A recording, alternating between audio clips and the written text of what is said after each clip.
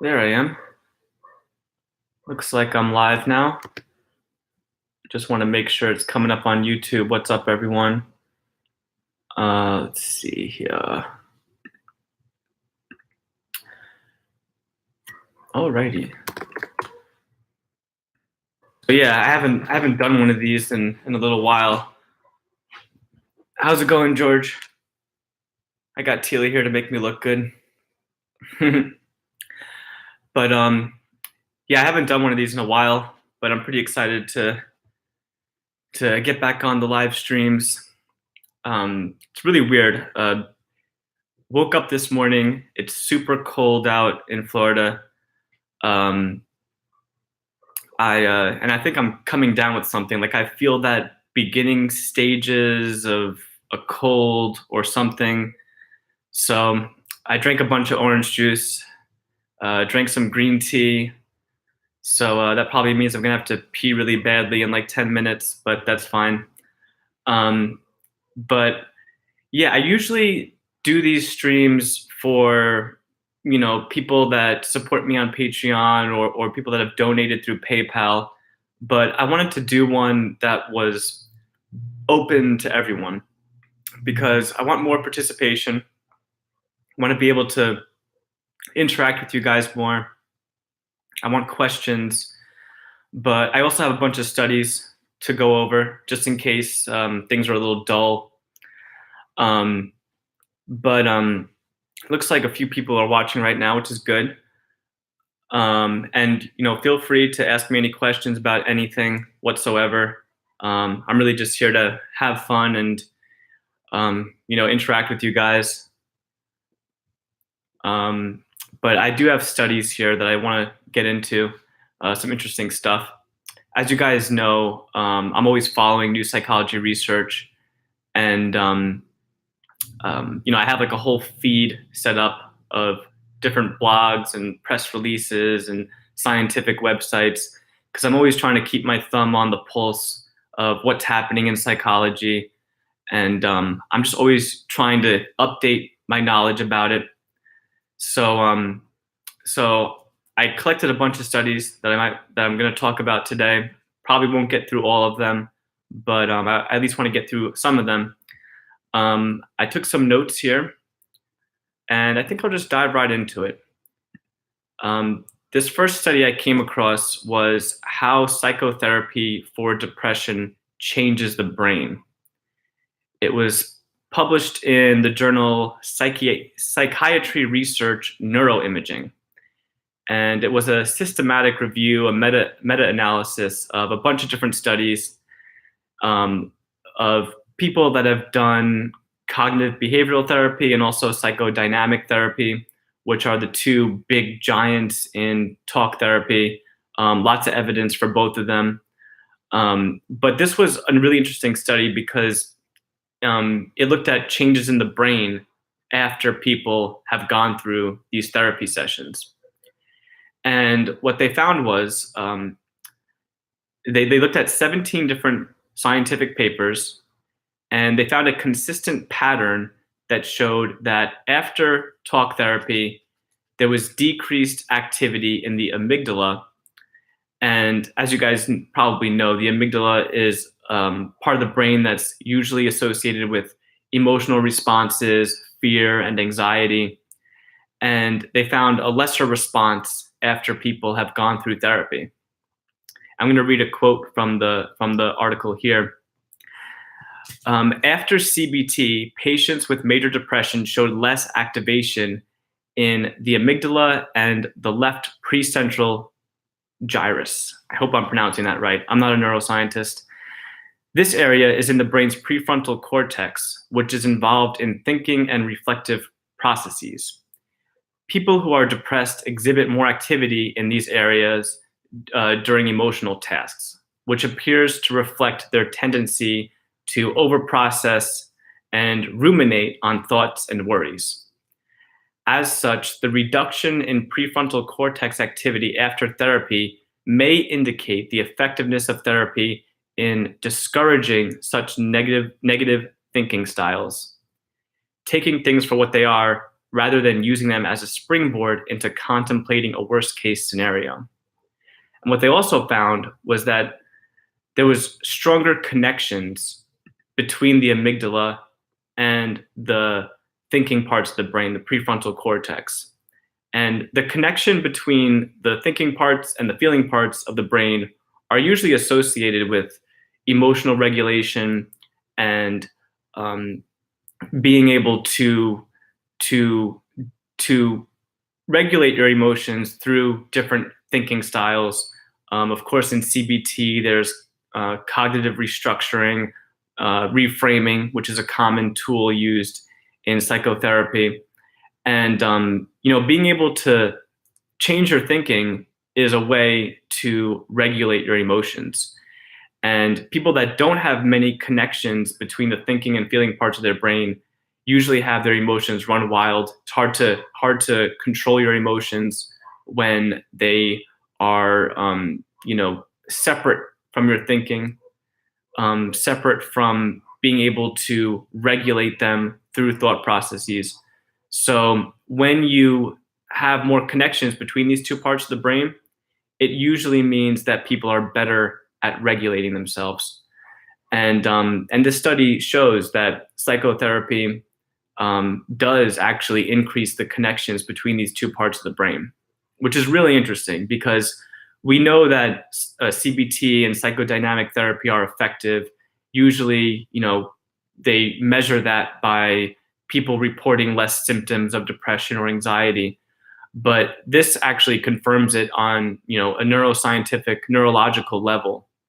So it's just more evidence that talk therapy, such as CBT and psychodynamic therapy, is actually, does actually have real measurable benefits, And, I think a lot of people, they think of talk therapy as just sort of not effective, or, people say like, oh, I go into a therapy session and, how is that supposed to help me?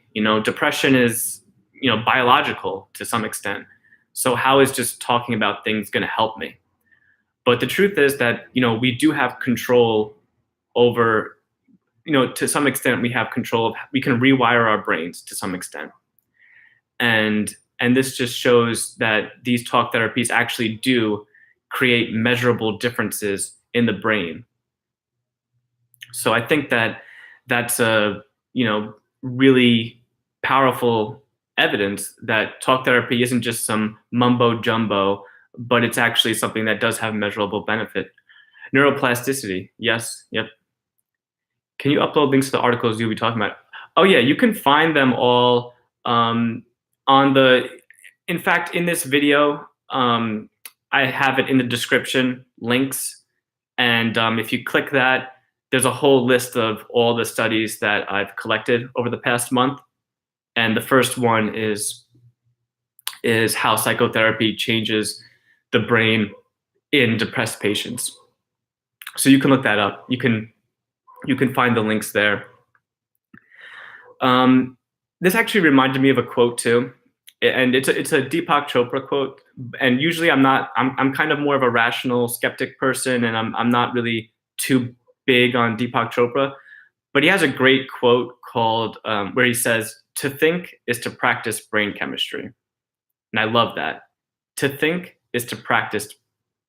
To think is to practice brain chemistry, and that is true. Every time you think, you're firing off certain neurons, and if you change your thoughts, you're going to be making different connections. You're going to be making new connections, and if you practice enough times and you learn different ways of thinking, that's going to lead to long-term changes in your brain. I already knew this before I saw this study, but it's just nice to see it confirmed. So very interesting stuff. As you guys know, also, meditation can also change wirings in your brain. Learning anything is changing the structure of your brain. I remember, I think they did a study of cab drivers, and cab drivers, they they learn their their town or their city very well because they're always driving around it. And they looked at them under a brain scan and found that the areas of the brain that are associated with memories and specifically spatial navigation were a lot bigger in cab drivers because they've learned they've all that experience has changed their brain structure, and they have these maps of the city in their brain, because they've been driving around for so long. And that's just another example of how experience and practice does lead to long-term changes in your brain. So it's an interesting finding. Obviously, I think there are limitations to how much you can change your brain structure, but there's no doubt about it that thinking differently, having new experiences, especially over a long period of time, will change your brain structure. No doubt about it. Second study I want to talk about: why you should believe you can control your emotions. A recent study published in the Journal of Experimental Psychology examined how teenagers' beliefs about the malleability of emotions impacted their use of effective emotional regulation strategies, and found that teens who believe emotions are malleable were significantly less likely to use teens who believe emotions aren't malleable were significantly less likely to use reappraisal in their daily lives. And over time, they experienced more emotional distress and had significantly greater symptoms of depression. Now, this relates to my own experience of, before I learned about psychology, before I learned about self-improvement at all, I used to always think, emotions are just a thing that happens to you and you can't control it. It's just an inherent part of you. You have an experience, you have emotions, and that's just what it is. And, I used to kind of believe in the old mantra, this is just the way I am. This is just the way I am.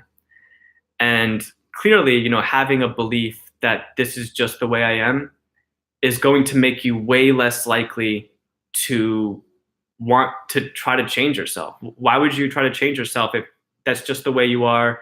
That's just the way you're always going to be.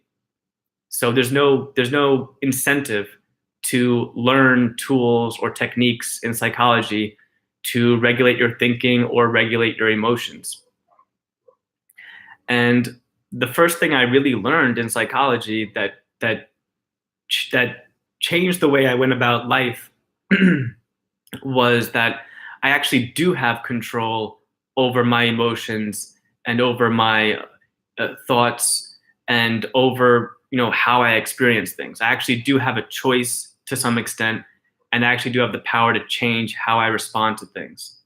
And you need to have that belief. That's a fundamental belief if you're going to embark on any journey in self-improvement. You have to believe that at least there's some room to change, that there's some possibility of change. And this study shows that, they looked at teenagers, but teenagers that didn't believe that they could change their emotions they don't bother learning regulation strategies. They don't bother learning about reframing.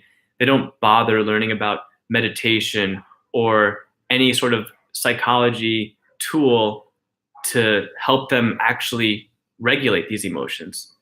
So the belief that you can actually do something is fundamental to learning these skills, to actually changing your psychology and who you are in general. So this is just the way I am is a very it's a belief that a lot of people have. Why would I want to change myself?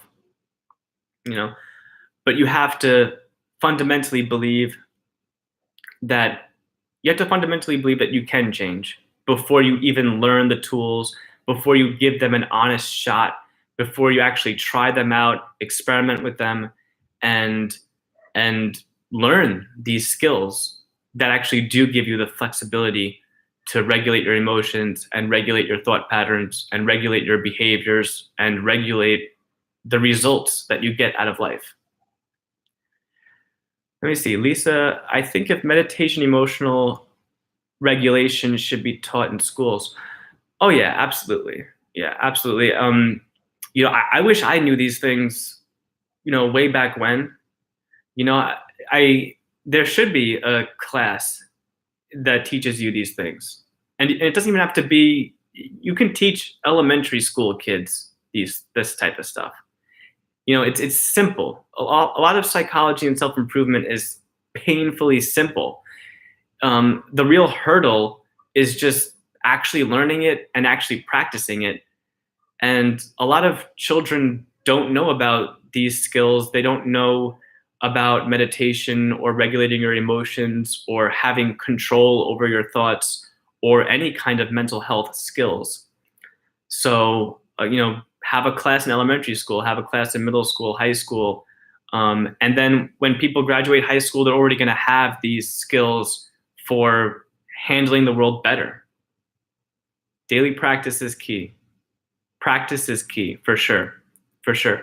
If you learn something and you try it once, you're probably not really going to see a benefit, right? Like if you try meditation once or you try reframing your thoughts once, it's not going to have some magical change where all of a sudden you're like, oh, wow, like this tool works. It's like going up to a piano and trying to play a song, for the first time ever, and then you can't play a song. So you're like, oh, I guess I'm not good at piano. Well, no crap, you're not good at it because you need to practice it. And the same thing goes for mental skills as well. So that's an important thing to understand too. You got to be patient when you learn about reframing. You got to be patient when you try meditation or developing any kind of skill in general. You have to be patient before you actually see results, especially long-term results. I've been practicing, certain mental skills for a decade now, and I'm still not, amazing at these things, but I've gotten better over time. And 10 years later, I look back, I'm like, damn, like I really changed things over 10 years, but you have to be patient and you have to give yourself the opportunity to actually learn these skills and practice them daily for sure. For sure.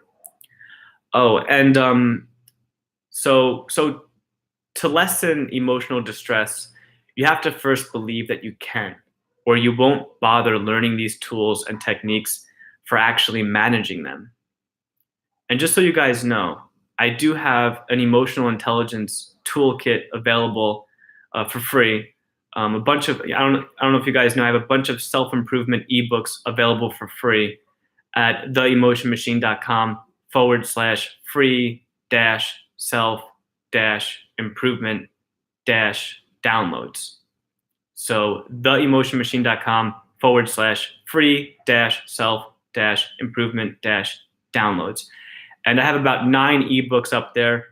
And one of them is called the Emotional Intelligence Toolkit.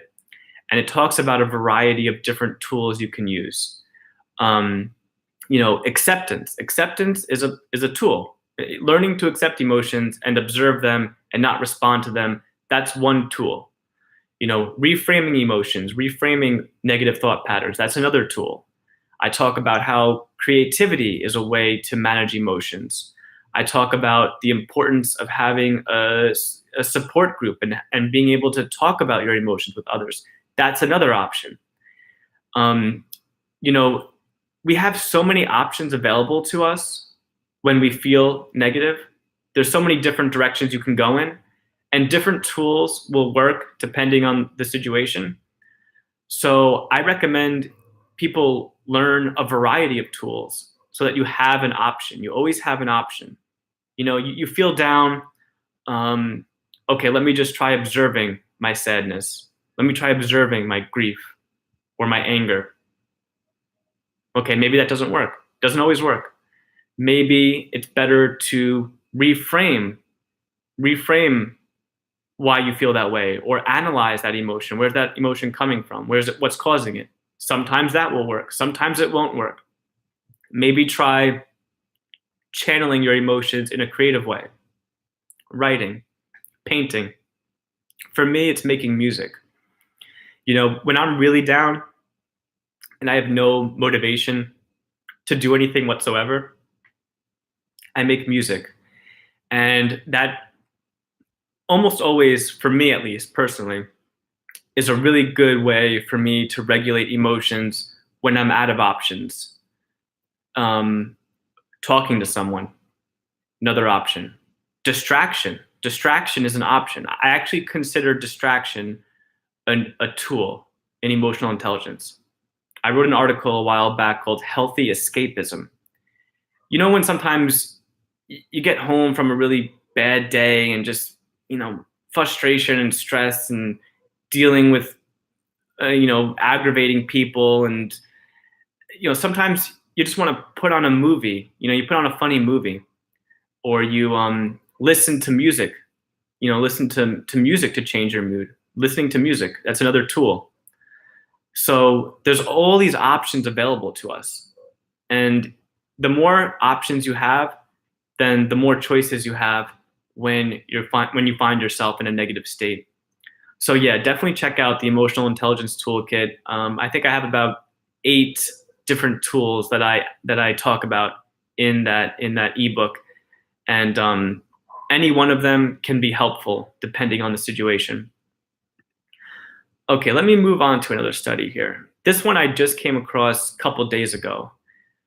Pain can be a self-fulfilling prophecy. Pain can be a self-fulfilling prophecy. There was a study published in the journal Nature Human Behavior. And what they found was that when people expect something to be painful, their brain actually reacts to it stronger. It's like if you get a shot, and if you think like, oh, it's gonna sting really badly, and then you see it, and then you feel the pain stronger because you're expecting it. Your mind almost becomes a self-fulfilling prophecy where you feel it. I think of like kids sometimes. You ever see like a toddler falls over and they scrape their knee and they're completely fine. They get back up. They're like, okay, nothing happened. Let me go back to playing my game or whatever. And then like the parent comes running over and like, oh, are you okay? Are you okay? Are you okay? And they get all panicky. And then the child picks up on that reaction. And they're like, oh no, something wrong. And then all of a sudden they start crying their eyes out. And that's kind of true for pain in general. Not always, of course, but having that expectation that something is going to hurt can make it hurt more. And in this study, they had participants get 2 different stimuli. It was a heat sensation, nothing too hot, obviously, but they had like a high intensity pain and a low intensity pain, and something would flash up on the screen that told them, okay, you're about to get a high intensity pain, and then they would get the high intensity pain, or you're about to get a low intensity pain, and they would get a low intensity pain.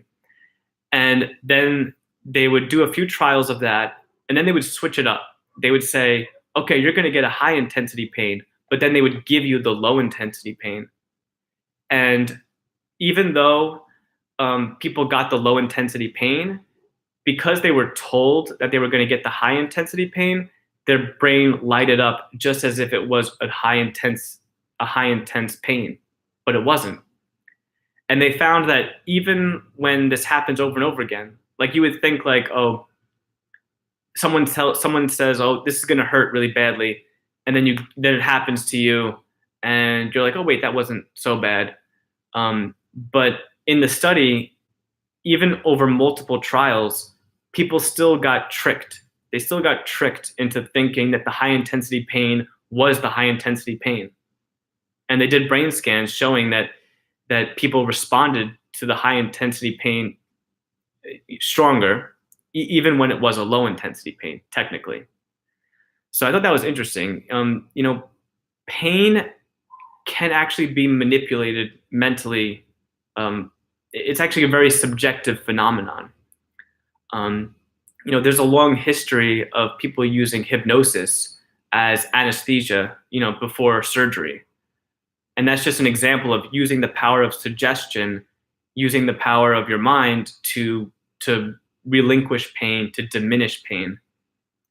And nowadays, even they use virtual reality for pain management. Like they'll have a kid go through a somewhat painful procedure, but they'll have them have virtual reality goggles on, and they find that this helps a lot with lessening pain. And it just goes to show you that, depending on what you focus on and depending on what your expectations are, actually does change your experience of pain. So it's very interesting to see how subjective pain can be and how much pain can be manipulated mentally. Now, I'm not saying, if you get your arm cut off, that you can just ignore that pain. Like, obviously, pain is a real phenomenon. It's a biological phenomenon, but it can be manipulated psychologically. And this study just goes to show how pain can be sort of a self-fulfilling prophecy sometimes. If you expect something to be very painful and it happens, your brain just prepares you to freak out over it. So kind of interesting. Another study, mindful movement may help lower stress, anxiety. This was a study published in the Journal of Psychology of Sports and Exercise. Now, walking in general is good for stress and anxiety, right? Just going out for a walk, getting a breath of fresh air, seeing some nature, just standing up and moving around. It can be good for relieving stress and anxiety, going for a walk.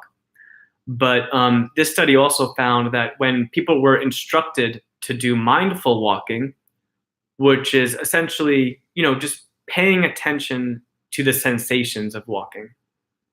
So, feeling your feet against the ground, the pressure of it, really paying attention to the motions in your body when you're walking, feeling your shoulders sway, feeling your legs move, feeling the air hit your face as you're walking forward. Just, mindfully walking and paying attention strictly to the sensations of it was shown to relieve stress and anxiety even more than just regular walking. And, that's probably an example of just the power of mindfulness in general, because when you are mindful and you pull yourself into the moment and you're paying attention to little sensations, you're paying attention to your body sensations and just your raw experience, that puts you in the moment, and it also takes you out of your head. It takes you out of your head to be just paying attention to sensations. Feel your hands together, feel your hair, feel the sensations of motion, of walking, right? Because mindfulness isn't just meditation. You can apply mindfulness to action, and I have an article that I wrote a while back called 3 Everyday Tasks That You Can Apply Mindfulness To, where I talk about cleaning, vacuuming, feeling your arms moving while you're vacuuming, paying attention to sensations when you're washing the dishes, showering, paying attention to, the water hitting you and the different sensations of that, the temperature of the water, how it feels on your back, mindful eating, right? Paying attention to the texture of your food and the smell of your food and the taste of your food. All of these are examples of applying mindfulness to action. And when you do that, you pull yourself into the present moment. You take yourself out of your head, right? You're not washing the dishes thinking about, oh man, I really embarrassed myself at work today, or I really said something stupid to that person. You're just paying attention to what's happening right in front of you. So I thought it was interesting that this study looked at mindful walking, and I've tried, you can do a walking meditation. I a long time ago, I went with a friend to sort of like a retreat sort of place, and they had a labyrinth. and you can walk the labyrinth. You sort of walk around in circles until you get to the center, and then you walk back out. And it's a great way to practice a walking meditation, and just pay attention to the sensations of walking, nothing else. And I also, again, to go back to the downloads, you can. I have a meditation guide as well available where I talk more about walking meditation and how to practice it. But I thought it was really great that there was actually a study about it, and that it actually showed that mindful movement, mindful walking, is actually a good tool for relieving stress and relieving anxiety. Let's see what else I got here. Another study. This study was presented at the Society of Neuroscience this year, which is a conference for neuroscientists. It's disrupted circadian rhythms may drive anxiety and exacerbate brain disorders. Circadian rhythm is, your sleep-wake cycle. Do you go to sleep at the same time every night, or roughly the same time every night, and wake up around the same time every morning? Or is your sleep schedule all messed up? And having an inconsistent sleep schedule is very damaging to mental health. And if you already have an anxiety disorder or a mental disorder, and your sleep is inconsistent, then that's going to increase your symptoms. That's going to make things worse. That's why whenever someone comes to me about mental health, one of the first things I always ask them is, what does your sleep schedule look like? Is your sleep schedule consistent? Because having a consistent sleep schedule is probably the number one thing for improving your mental health. And if your sleeping habits aren't right, it's going to be a lot more difficult to get better and to improve your symptoms. If your sleep schedule is inconsistent, it's going to drain you of your energy. It's going to make you more irritable. It's going to make you more stressed, more anxious. But if you have a consistent sleep schedule, it's going to be a lot easier to manage these symptoms, to manage your stress, to manage your anxiety, feel more energized. So sleeping habits are literally the most fundamental thing to focus on. And you'd be surprised by how much just getting your sleep right will improve things for you in almost every way. You'll be more energized at work. You'll be less irritable around people. You'll be able to think more clearly. You'll be less stressed out in general. Sleep is important. And that's also why I got my book right here. Boop. One of the first things I talk about is sleep, diet, and exercise. And getting your sleeping habits right is fundamental. If you want to make the most of your day, if you want to be as motivated as you can be, you have to get your sleep correctly. It's if you're not sleeping right, you really got to focus on being consistent. Try to go to sleep roughly around the same time and wake up roughly around the same time. And be careful, on weekends, it's easy to, stay up late. You have free time. You want to play video games all night or go out to the bar all night. And that's going to mess up your sleep schedule. And that can throw you off for multiple days. It'll throw you off for multiple days, not having a consistent sleep schedule. So sleep is fundamental. Let's see what else I got here. Oh, this is an interesting one. This was an article called "How to Give Up Your Cake and Eat It Too." And I'm just going to read an excerpt here from the article. And again, you can find all these links at the Emotion Machine. There's a URL right underneath this video where you can find all the links to all the studies I'm talking about here. Okay, so you're in a packed food court searching for somewhere to sit. And just as you spot a communal table with two free spaces, one much bigger and more comfortable looking than the other, you realize there's a person standing beside you with a tray, and they are looking for somewhere to sit too. What do you do? Do you rush to take the better seat but appear more selfish, or let them have it so you seem generous, but you have to eat your lunch in a cramped discomfort? A new paper in the Journal of Personality and Social Psychology suggests that you should do neither. Instead, you should say something like, "Oh, go ahead, you choose a seat." And the odds are that he or she will not only leave the better seat for you, but will also think of you as a generous person. So, what this study found, which is pretty interesting, is that when you abstain from making a decision and you let someone else decide, not only does that make you seem more generous and kind, of course, you're letting someone else decide, but more times than not, the person will actually choose the lesser option.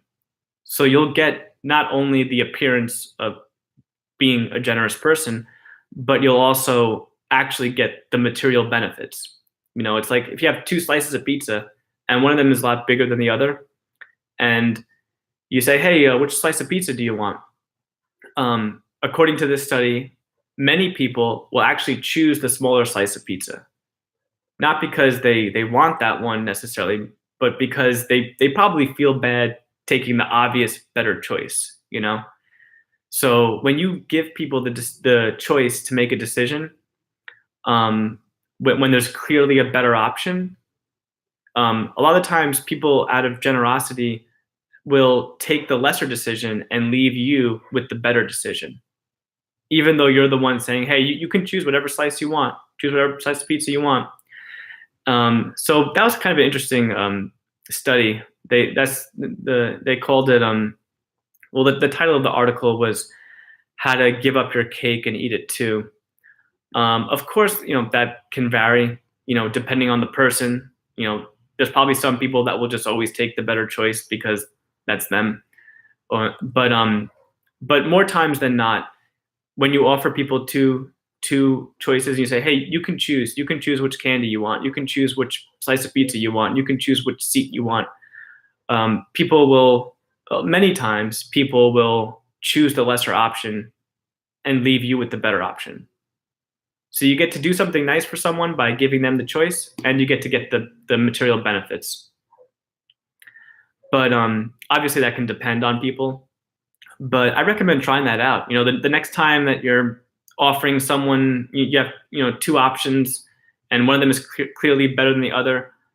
Try offering someone, say, "Hey, you decide which food do you want," or whatever, and see if they actually choose the better option or not. I don't know, something to experiment with. I thought that was interesting.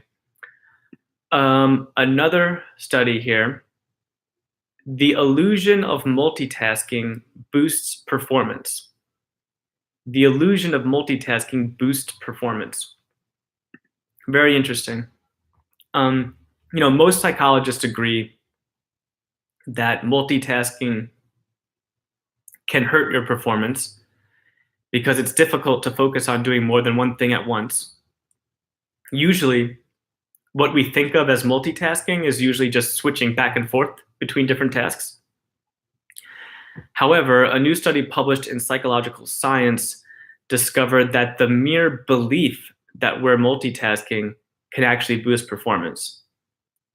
And one of the experiments they did was they had participants transcribe an educational video featured on Animal Planet.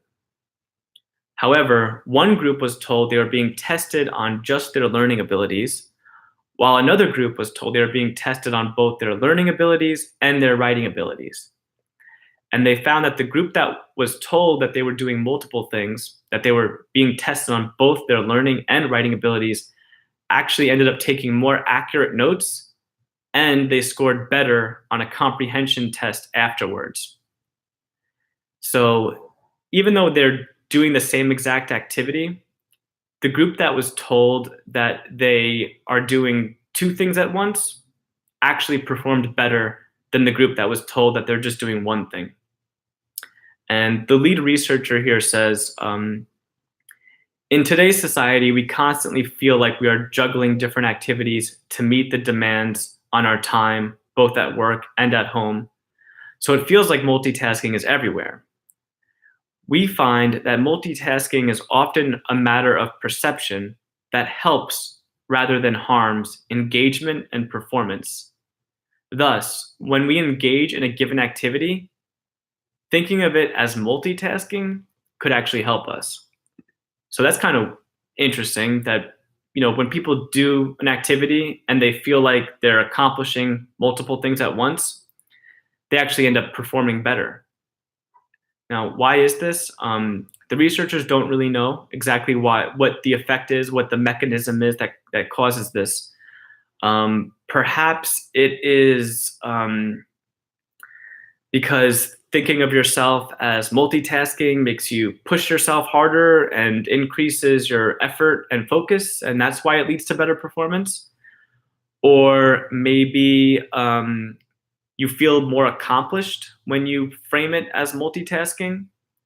So, I'm doing a video right now. Maybe I can say, you know, I'm multitasking because I'm not only, sharing information with people and teaching people about psychology, but I'm also working on my speaking skills, and I'm working on, presenting myself better, and I'm working on my video skills or something. And by framing it as an activity that's accomplishing multiple goals, it actually makes you perform better for whatever reason. Maybe that's it. Maybe it's that you think of the activity as fulfilling multiple goals at once. And that's what makes you perform better, because you feel like you're accomplishing more at once. Even though you're doing the same activity, you're just reframing it as multitasking. So that's interesting. I don't know.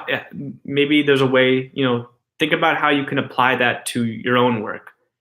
You're answering emails, but maybe it's more than that. Maybe you're also working on your writing skills, or you're working on your communication skills. You're not just answering emails. You're also, you're working on yourself. And maybe by framing that activity as accomplishing multiple goals can actually make you more motivated and can actually lead to better performance.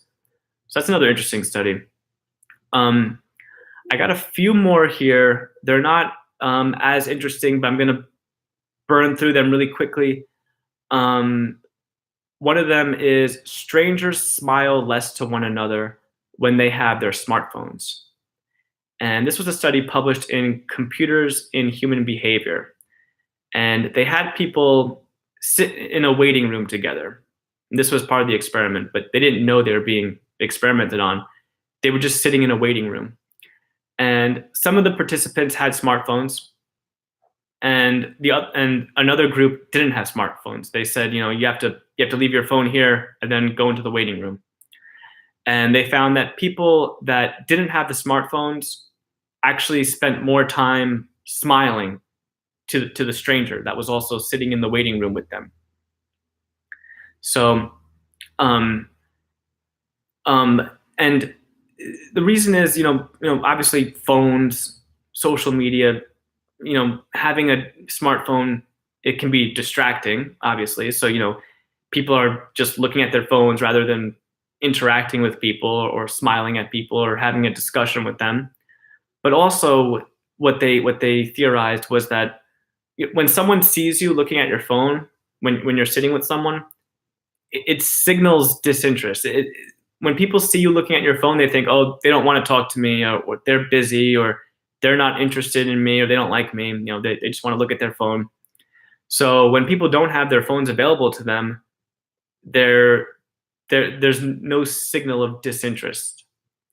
So people are not only more likely to communicate with one another because they're not being distracted, obviously, by Twitter or Facebook or social media or whatever, but also because you seem more sociable. You just seem more sociable when you're not looking at your phone. It seems like, oh, maybe this person is interested in having a conversation, or they seem more likable. But if you're always looking at your phone, you kind of seem unlikable, or that you're not interested in talking to someone. You're bored.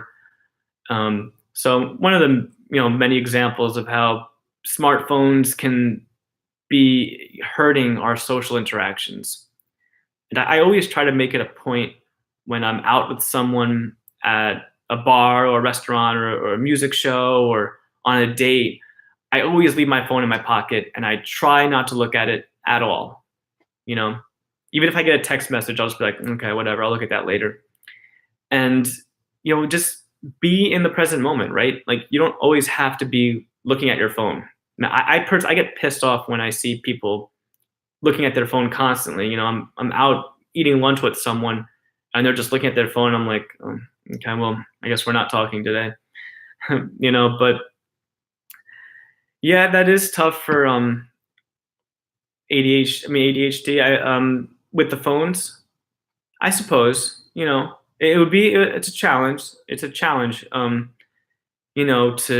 not constantly be looking at your phone. I think phones sometimes can exacerbate, ADHD and and being distracted because you have that thing that distracts you. If you don't have something that distracts you, then you kind of have to be somewhat present. You have to be more present. Let's see here. Let me look at the chat. I feel the same, but for someone with social anxiety, it's a lifesaver sometimes. That is true for sure, for sure. Because it's a way to sort of block out people sometimes, It's a way to block out people. And sometimes I do that too. Like if I'm walking down the street sometimes and I'm feeling a little anxious about something, I'll whip out my phone and look at it for no reason, just because I don't want to, I'm worried about making eye contact with that person, or, I'm just feeling a little anxious that day, and I don't want to socially interact with anyone. So, sometimes it is a way to, protect yourself from having to interact with people. Especially when you're in public transit on a bus or on a train, people put their headphones on or just look at their phones. They don't have to interact. And I understand that could be a valuable tool if you have social anxiety and you don't want to interact with people. So that's fair. I think, it all depends on how you use these things. But, that would be a challenge. If you have social anxiety, okay, this is a real challenge here. Try going out somewhere without your phone. Is that even possible these days? Actually, I don't know if that's possible. I mean, for practical reasons, you might want to have your phone in case you get lost or something bad happens in an emergency. But maybe if you're just walking to a store nearby, try not bringing your phone. Short walk, short things. Try not bringing your phone, and sort of just it goes back to the walking thing too, and being mindful and being in the present moment. It's a challenge. I don't know. You don't have to do it. Something to consider. If one day you're feeling adventurous and you want to challenge yourself, try doing something. Try going out without your phone for once. I don't know. It's a challenge. I believe in challenging yourself, and challenging other people, because sometimes when you challenge yourself, you learn something about yourself. And maybe if you go somewhere without your phone, you might learn that, oh, wait a minute, like I actually kind of like, looking around me while I'm walking, or I kind of like, making eye contact with someone and saying hi to people. You might learn something. So it's something, it's a experiment. It's an experiment. You got to experiment with yourself to learn. Put yourself in situations you wouldn't normally be in. Sometimes those situations are a little uncomfortable. Again, it's just part of learning. Sometimes you purposefully make yourself uncomfortable. Purposefully make yourself uncomfortable and see how you respond and see what you learn about yourself. And maybe you'll learn something that you can apply the next day, the next time you do something. I try to smile and say hi or good morning when I walk to the store. Yeah, me too. I I live in an area where a lot of people are walking around a lot. So when it's appropriate, I like to say like, "Hey, good morning." I walk my doggy around in the morning. Say hi to the neighbors.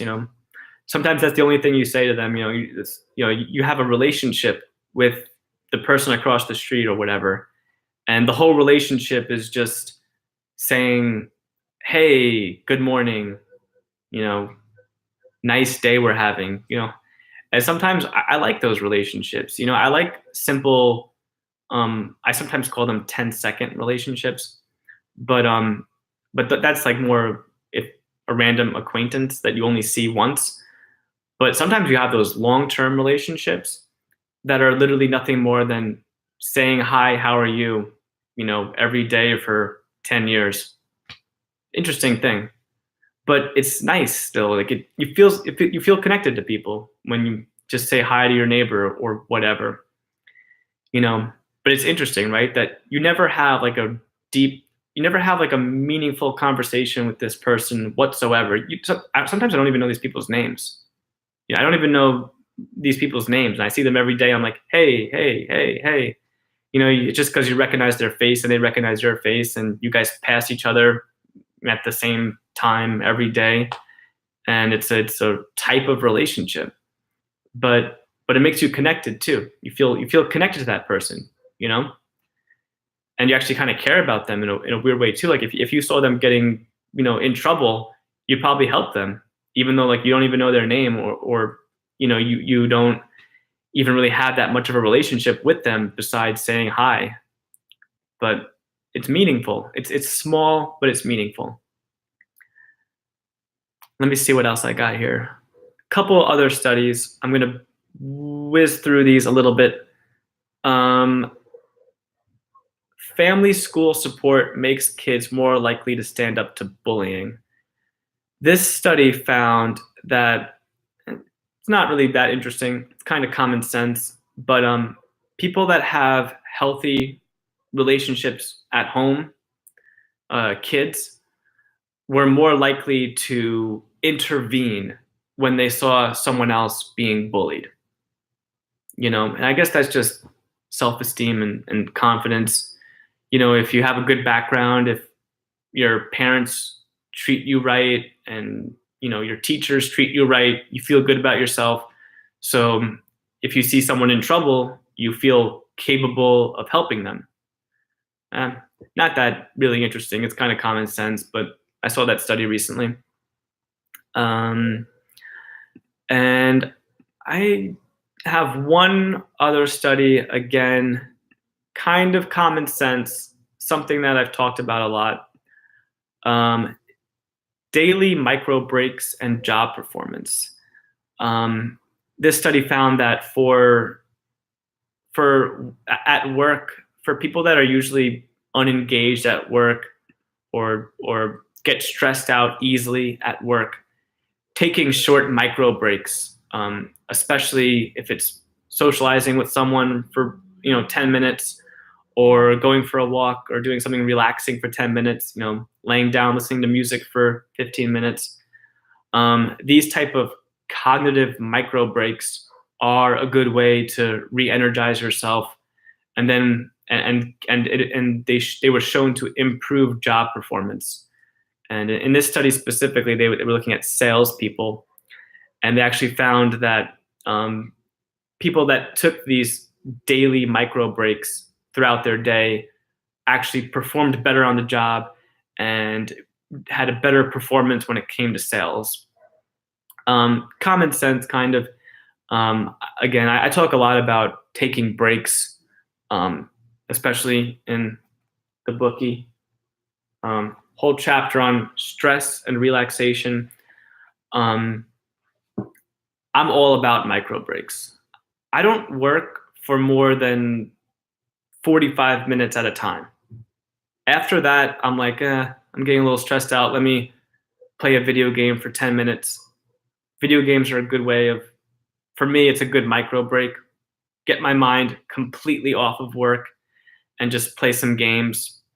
Or sometimes I'll meet up with someone for a little bit, have a little conversation with them, or I'll go for a short walk somewhere, or maybe I'll do a little exercise for 10, 15 minutes, nothing crazy.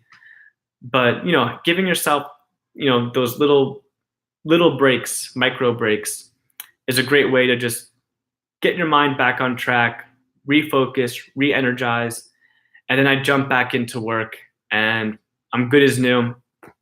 And then I work for another 45 minutes, and then I'll take another break for 5 minutes, 10 minutes.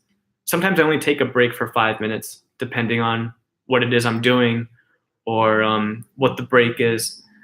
And there was a study published recently. I wrote an article about it. It was called, the article was called "Just 5 Minutes of Video Games Helps with Work Fatigue." And that was just an example of how taking even just 5 minutes of a break, you would think like, oh, 5 minutes isn't enough it's not enough to relax me. But even just 5 minutes of a break and then going back to work can make a big difference, and giving yourself permission to take those micro breaks. Like old school work days, people think like, oh, I got to work for 4 hours and then I get my lunch break for an hour and then I have to work another 4 hours. Honestly, I think it's better to work for 45 minutes and then take a 15-minute break, then work for 45 minutes, then take a 15-minute break, and spread out those breaks throughout the day. Usually by the time I start working maybe around 8 in the morning, and then I'll take a break around noon. Well, I'll take more of a longer break around noon, but I take mini breaks throughout my mornings, and I take mini breaks throughout my afternoons, and it helps just keeping those energy levels going. Definitely. Yep. Yeah, video games are a good way of taking a break because it's really easy to you're just focusing on something completely different than what you do. Like I like to play Rocket League. So it's like cars and soccer mixed into one. And obviously, that has nothing to do with what I do. It's nothing to do with writing about psychology or coaching or anything like that. So it's a nice way for me to just completely go into a different mindset just for a little bit, rejuvenate myself, and then go back into work thinking. Go back into work thinking mode. Micro breaks. Another important way of just regulating your energy levels throughout the day.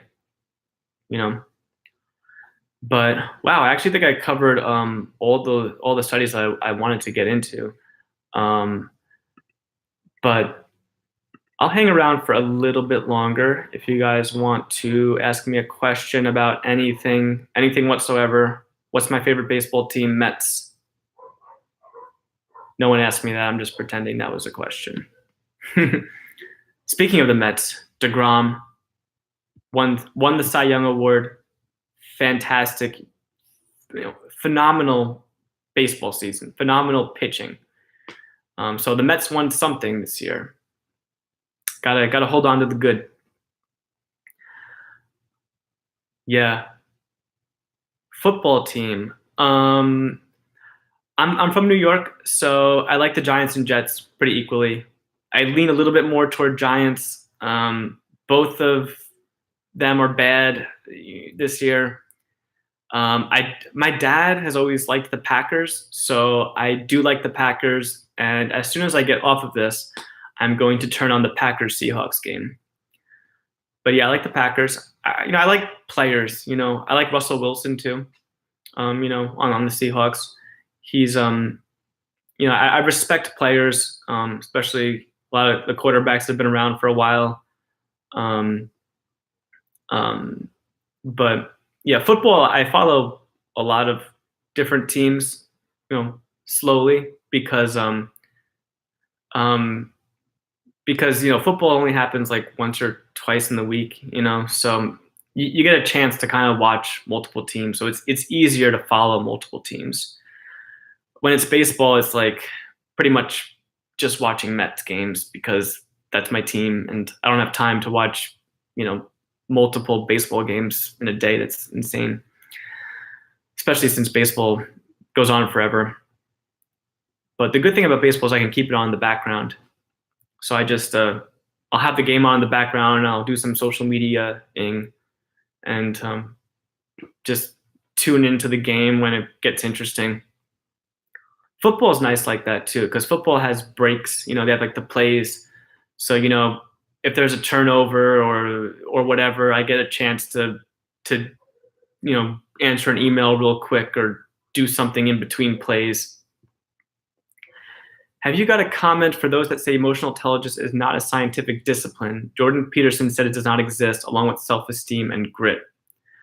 Well, interestingly enough, I did come across a study that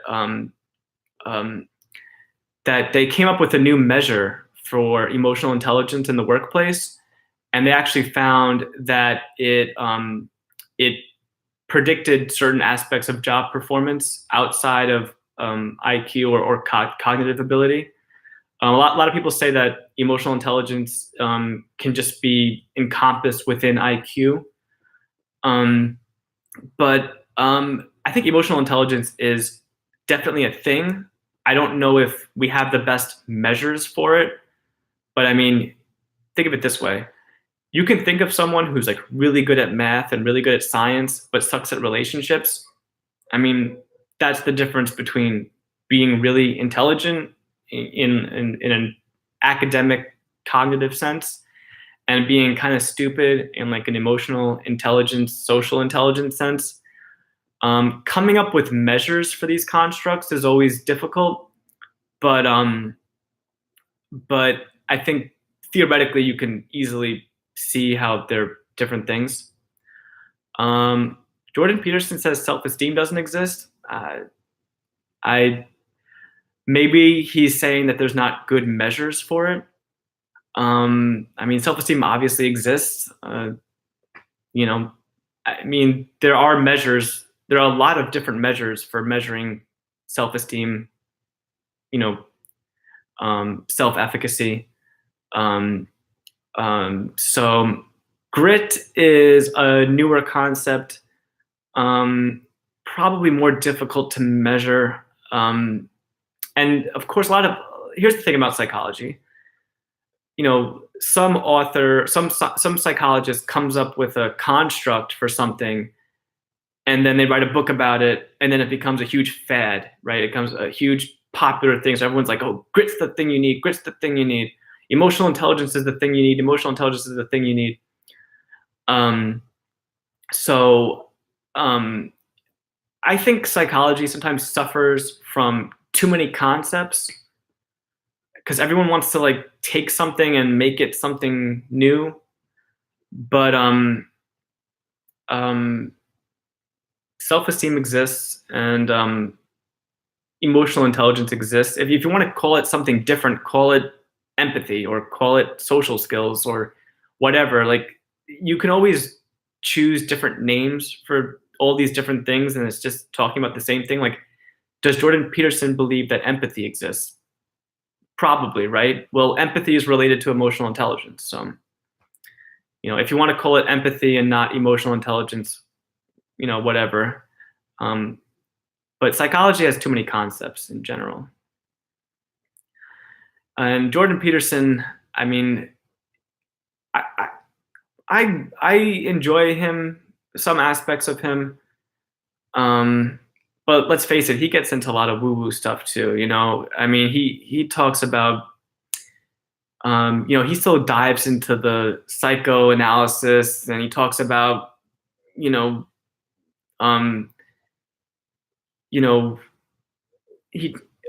psychoanalytic concepts applied to history and things like that. And at some point, that kind of becomes poetry to me, because I think Jordan Peterson sometimes he turns into a poet more than a psychologist. Let's put it that way. Not that there's anything wrong with that. I think that there is an art to psychology, and I think you can learn a lot about people through literature and art in general. But I don't know. I have to look into that. If you want, George, send me a link of Jordan Peterson talking about self-esteem specifically. Um, but saying self-esteem doesn't exist, that's kind of obviously wrong, right? I mean, people can have a high IQ. Like Jordan Peterson's very big about IQ, right? Oh, Tila's growling at something. IQ is definitely one of the most robust concepts in psychology. It has a lot of predictive power. You measure someone's IQ, you can reasonably predict how successful they might be in life, and how much money they'll make or how good they are in life in general. So IQ is a very robust concept, and a lot of other psychology concepts probably aren't as robust as that, but there's still a lot more to psychology than IQ. So if Jordan's trying to just put everything under the IQ umbrella, it's probably wrong. Okay, first quarter is over. Puppy is vicious. Yes. I've already been on here for an hour. I probably could rant more, but let's see here what George says. What is more beneficial in all aspects of life, a high IQ or a high EQ or IQ? This question is based on the assumption that only your EQ or IQ is high, with the other being average or below this average. I mean, I assume you can have a high IQ and a high EQ, or it could go this way too. IQ, Big Five. The Big Five is very robust. Yeah, that's a good way of measuring personality. There's always new constructs and new things of being measured. You hear about now the dark triad characteristics, and we have measures for psychopathy and measures for Machiavellianism and measures for what's the other one? Narcissism. Well, narcissism, I guess, is part of the Big Five. No, it's not. Narcissism is narcissism? No, neuroticism, extroversion, openness. I can't think of it right now. I don't think neuroticism and I don't know. But there's more than just 5 personality traits, right? So there's always new ways of identifying a personality trait and measuring it. Haidt does a lot. Jonathan Haidt does a lot of great work with measuring disgust response, and that apparently has predictive qualities. Like people that are higher in disgust tend to be. That means people that are easily grossed out by things or and things like that. Disgust has a predictive power, whether or not you might be conservative or liberal. Typically, conservatives have a higher disgust response. So the way you know if a psychology concept is valid is if it can predict something in the real world. If you're just measuring disgust, but like it doesn't tell you anything about the person besides that specific measure, then that's probably kind of a bogus psychology concept. But if you can measure something and then you can also find it relates to real world phenomenon, then that's a legit psychology concept. But I'm always open to new constructs. I think grit, even though it became like very popular for a while, I think it could still be a valid concept. Maybe we need better measures for it. Maybe we need more research on it. But I think grit could still be a valid concept too. So I'm open to any psychology concept and measuring it, and seeing if it has any validity in the real world. But yeah, send me that link, George. I'll look into it. I've seen some of Jordan Peterson's stuff. He's hit or miss, really. He's good at what he specializes in, and then he sometimes goes off on other things. But yeah, I'd be interested in checking out that link. But anyway, I want to watch the rest of the game, or I want to start watching the game. I'm going to get going. Thank you everyone for watching and participating. I'm going to try to do this more often. Maybe I'll do another one later in the month. If not, next month I'll do something. And I will talk to you guys later. Have a good night. Thank you.